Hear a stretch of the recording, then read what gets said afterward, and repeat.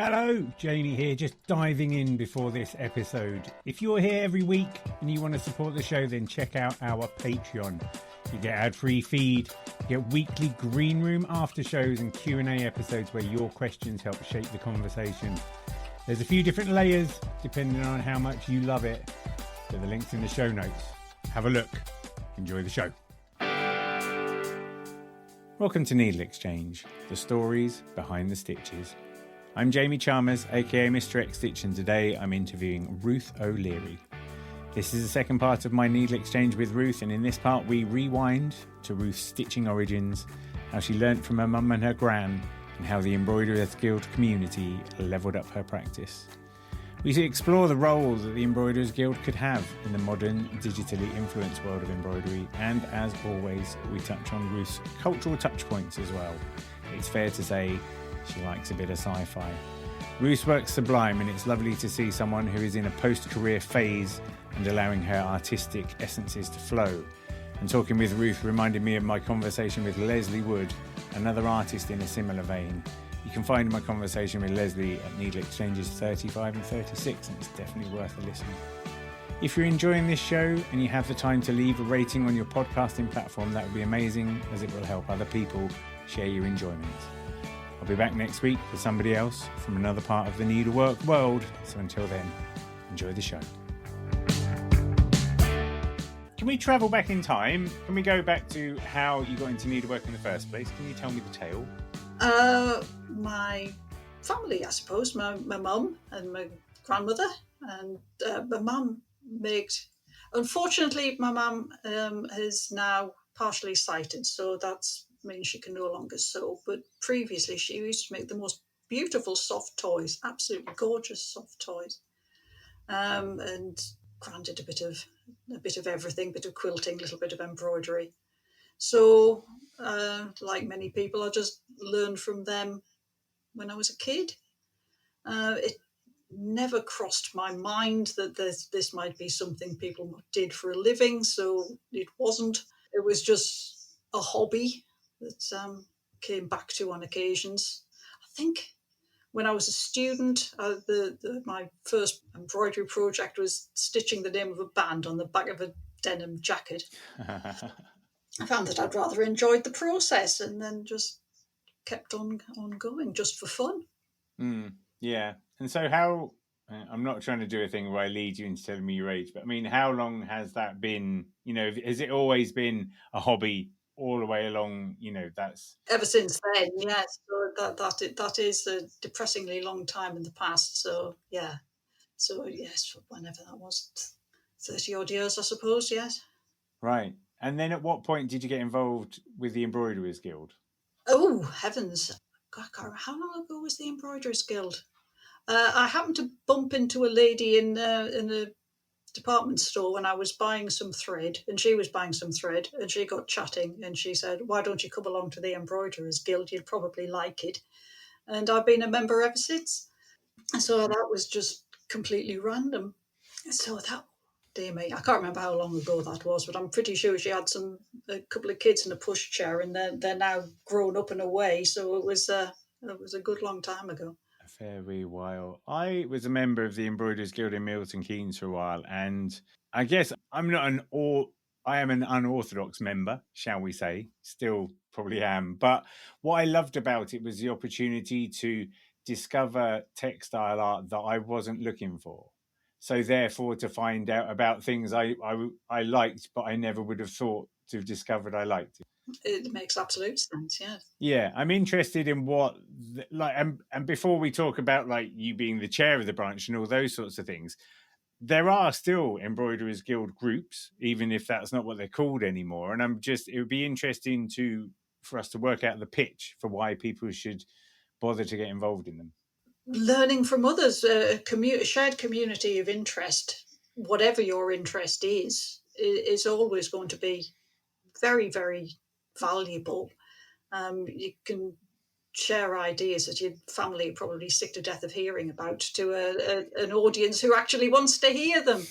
And in my experience, people are very, very generous with their time and will give all sorts of helpful advice and suggestions that can help you learn. When I first joined the Embroiderers Guild, however long ago that was, I was just sort of messing about a bit, didn't really know what I was doing, and I've had no formal training at all. So learning from some of the older ladies there was invaluable. To just seeing what was possible, seeing what they did, seeing hints and tips for really basic stuff like putting your fabric onto a frame, things that somehow nobody seems to teach you, but you really need to get right, otherwise it's not going to work. It was, so useful, so useful. You get taught any of this stuff at school? Not really, no. Yeah, it just doesn't. And I mean, now it's funny. Like this is a diversion, but in Crewe they're building a youth zone, and youth zones are these projects. They've got a few dotted around. That's kind of like the new version of a youth club. They're kind of philanthropically funded, but basically they're really good facilities. Things like climbing walls, art studios, music production spaces, cookery spaces, teaching all the kind of skills that young people don't seem to get taught in the curriculum anymore. And certainly round our way, I think it's a really exciting opportunity because there's so many young people with nothing to do. And a lot of the time with nobody outside of their family that necessarily believes in them. And those seem to be the two critical factors that can really turn young people about. We've even seen it, to be honest, with the volunteers that are helping out in our art gallery. All I'm doing is just being someone who gives them confidence and bigs them up all the time. But those are really critical parts of their experience, I think. And I wonder sometimes whether the Embroiderers Guild can be part of that. Do you know what I mean? Because these aren't skills that are being taught in the curriculum, so you don't really know where you're going to learn needlework anymore. And sometimes you feel like, I wonder whether there's a way that the guilds can brand themselves in a way that will give young people the desire to go and find them. Because, and I might be wrong here, but sometimes it feels like if I go and do a talk at a guild, the probability of someone under the age of 40 being there may be connected to their mum also being there. And I feel like sometimes that's the way that a lot of people get introduced to the guild. I don't know whether there's a casual consumption of the guild that takes place much. Correct me if I'm wrong. Unfortunately, I think you're probably right. I was generally the youngest one in the room for quite a long time.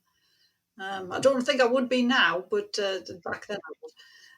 And yes, it's a shame because I think younger people who would be interested in this, who are interested in crafts, not just the embroidery, but other crafts as well, which have similar organisations. It's a shame if people are put off because they think it's going to be staid and fuddy-duddy and full of old people, because never mind anything else, old people aren't necessarily staid and fuddy-duddy. So worth going along and making it the organisation you want it to be. Yeah, I remember being quite daunted. At the time, I think I was working in a pub in Wolverton that was kind of rough on occasion, and that never particularly fazed me. But I remember holding my friend's hand quite tightly as I entered the Embroiderers Guild for the first time. Just being a bit like, oh my God, what are they going to do to me? You would be that rare beast, a man in the guild. I was, and it was quite funny because I think I just went along because it was a friend of mine that took me, but also then when they realized what I was, if that makes sense. Or, then one day I did a talk and I showed them all this textile art that I kind of knew. And then suddenly I earned my seat at the table or something. It felt a little bit like that. But yeah, there definitely feels like there's a contrast between what we see on the internet and young people being involved in embroidery and a real throughput of like inspiration and innovation, and then how that plays out in the real world. Yeah, well, you'd probably need to ask a young person about this, but maybe they're just more comfortable in that environment rather than a drafty church hall. Plus, of course, you can still have communities of interest online, and they can be so much wider. You can be talking to somebody in America and somebody in Australia, and you all, because you both love hard hanger embroidery, but you don't know anybody around here that does. So you can create your own spaces. I think face-to-face and meeting people in person can be very, very valuable. And I think it'd be a shame if we lost that completely.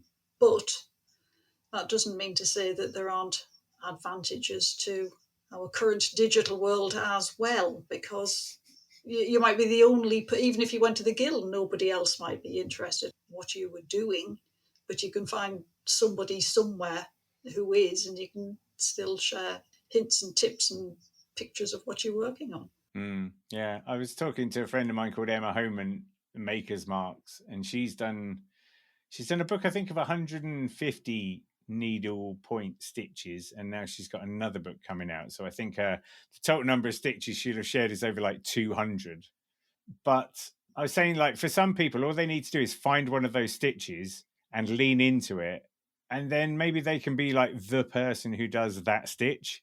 Do you know what I mean? Like, there's loads of innovation out there because there's all these different stitches, and most people only really rely on like the same 2 or 3. Well, I know I do. You could be the queen of Cornish sheepshank, or I've just made that up. Oh, somebody should go and invent that, though. I'm sure you could do something. But my work's pretty well all long and short stitch, all bits of back stitch or split stitch and things. So nothing wildly complicated as far as the stitch goes. And it doesn't have to be if you can pick 1 or 2 stitches and do them well.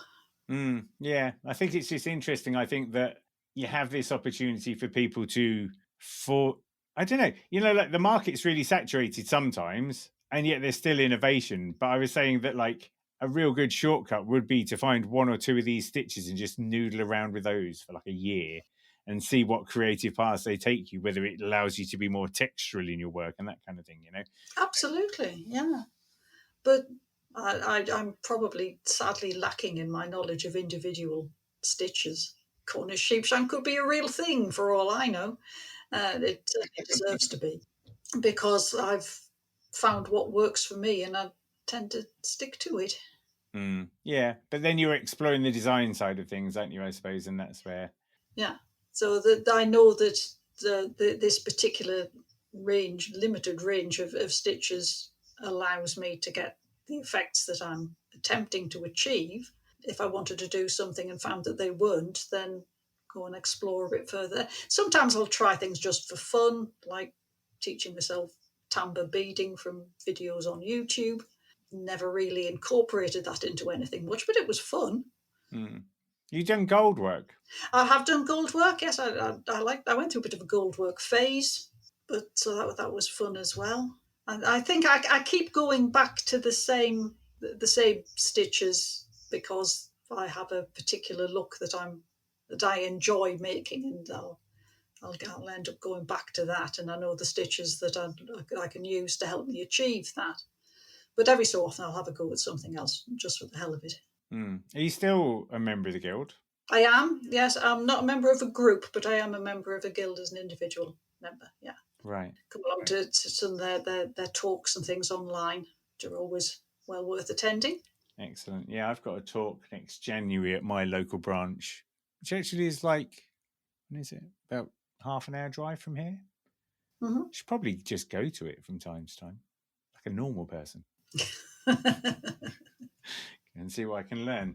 Right, I'm going to ask you questions that are hard questions now about the favourite things of yours. They are hard questions. They're terribly hard questions.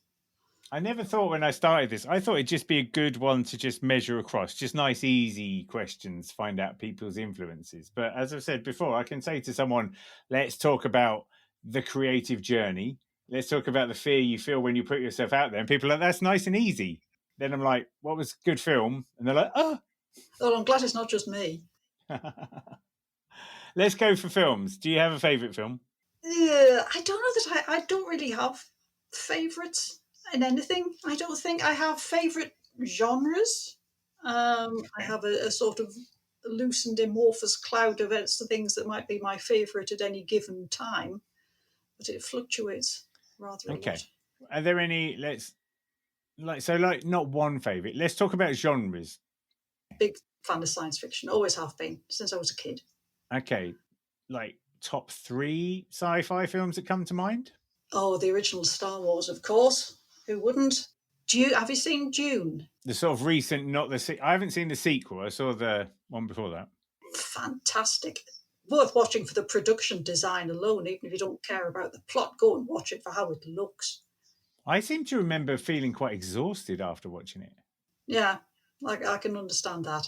Yeah, but it's phenomenally well designed. I mean, it looks beautiful, beautiful. So costume design, the set design, everything about it. Never mind the plot. Wonderful, wonderful thing to look. Just watch it with the sound off. Well, the music's good as well. You need to listen to that. Yeah. Oh, yes. Yeah. The fantastic films. Adore them. That's cool. Anything of the sort of aliens type things, or do you just prefer like big worlds?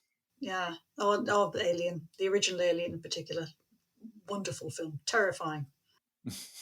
That's good. Okay. Books? Again, I like science fiction novels. Not so much fantasy. Never really got going with fantasy, but science fiction, still like that. Or a lot of non-fiction. When it comes to fiction, I'll usually go sci-fi, but non-fiction, popular history, I suppose. Okay. Give me some pointers. I'm going to write down particularly a lot of the time what I do is I just write down book recommendations as a present for my wife, but she's not into sci-fi, but I sort of am. Ian M. Banks, the culture novels by Ian M. Banks, Peter F. Hamilton. I don't know why they always have middle initials, but Peter F. Hamilton. I love his books. And what about non-fiction then? What was the last one that sticks out? I think the last non-fiction book I read was The Lost Heirs of Medieval England, which is quite descriptive in a way. So people who should have come to the throne but for one reason or another didn't, usually on account of being dead. So that was absolutely fascinating. So I enjoyed that. Here's a question: like, what happened in England? Like, like the Dark Ages. Mm-hmm. What were we doing then? Because I can't imagine it was just we were all ignorant. Is that what it was? Yeah. I mean, if it's between the end of the Roman Empire and before things started to destabilise and the Saxon period, then there'd be the government had collapsed. There were invaders coming from overseas. People had just sort of knuckled down and tried to do the best they could for a couple of 100 years, I think. And just Not being that kind I'm of a historian. No, but you know more than me, clearly. But I mean, I guess just kind of agrarian. Yeah, just sort of subsistence, yeah. I was struck by, I think my oldest daughter said that the ancient Egyptian empire went on so long that they had their own ancient history department about themselves because they went on for like 7,000 years or something. Yes, I think I remember reading that we are closer in time to Cleopatra than Cleopatra was to the first pharaohs. Yeah, right, yeah. She's closer to the iPhone. I sort of hope that maybe we'll get to 7,000 years, but it could go either way these days, doesn't it, Phil? Okay, music. Oh, very diverse, I think. Possibly sort of on the rockiest side of things, but I like all sorts of things. Sort of, I have a enormous playlist that has God knows what on it. So it's just sort of random stuff that I've added. I do prefer singles to albums. I've never really been much of an album listener. I've always much preferred an old selection of whatever singles happen to come to hand at the time. That's interesting. Yeah, because I quite like albums because sometimes you hear a song that was good that nobody ever really knew about. You would sometimes get that on B-sides as well back in the day when they were actually vinyl. I always used to listen to the B-sides because you sometimes get the odd gem on the B-side that you wouldn't have found otherwise. Yeah, if they're going to put it on there. We've lost that. We've lost directors' commentaries on DVDs as well. Let's miss it. So are there any, again, bands that spring to mind? Are we talking like Queen or any of that sort of stuff? Oh, yes. When I was, 18, I think, went to see Queen in concert. I think it was my first proper concert, and it remains the best ever. It was just fantastic. So I went there because I won tickets, not because I had any particular interest in Queen. and emerged a huge fan because it was just the best performance anyway. So yes, I still have a soft spot for Queen. That's cool. Have you seen We Will Rock You? No, is that the? Like the musical? Yeah, I haven't. No, I'm not really very into musicals, but even the more sort of jukebox ones. So no, I haven't seen that. Is it? Can you recommend it? Well, I only say this because I was listening to The Rest is Entertainment this week, and they were talking with Ben Elton, who wrote it, and the way he was talking about it, because I think he turned it into a sort of Arthurian space opera that's kind of set 300 years in the future, Right.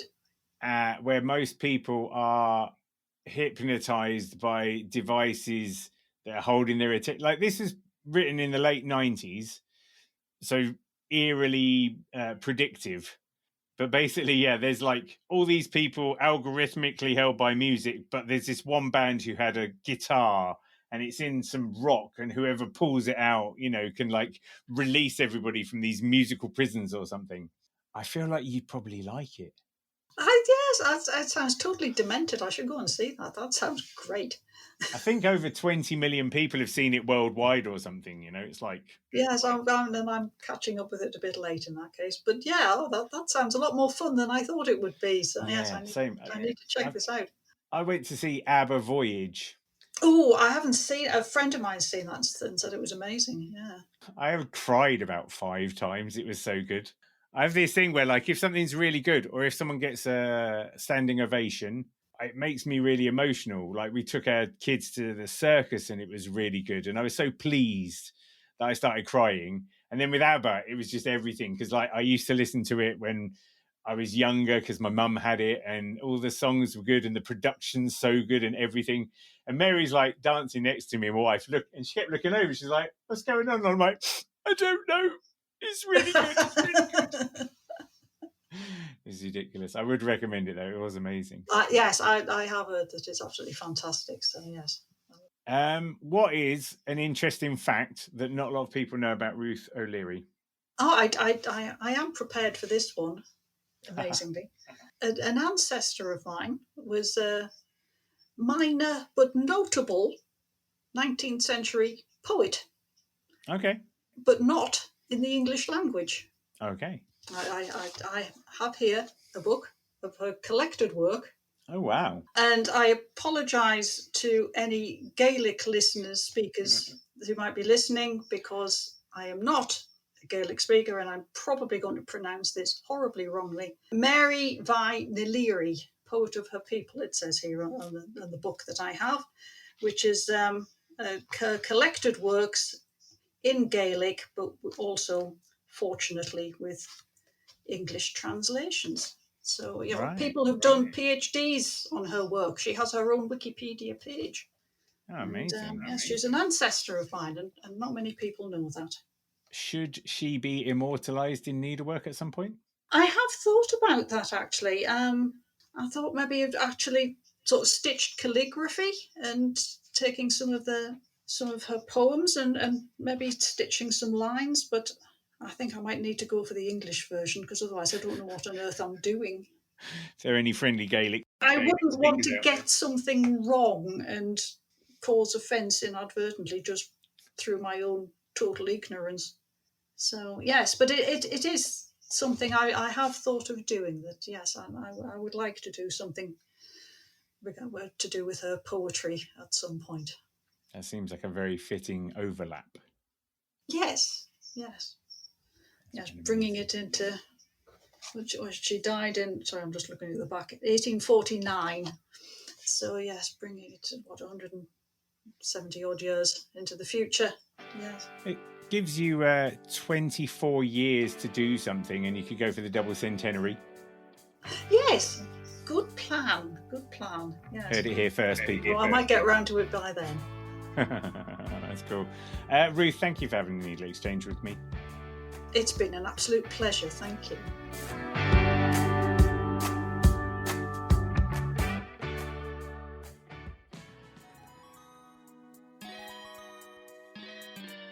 Hello, Jamie here. If you've made it this far, you are exactly the kind of listener that needs to know about our Patreon scheme. If you want to help keep NeedleXChange going and get more from it, you can join as a member. With our Backstage Pass level, you get the ad-free private RSS feed, and you get that warm, fuzzy feeling of knowing that you're helping NeedleXChange remain free so that other people can enjoy it.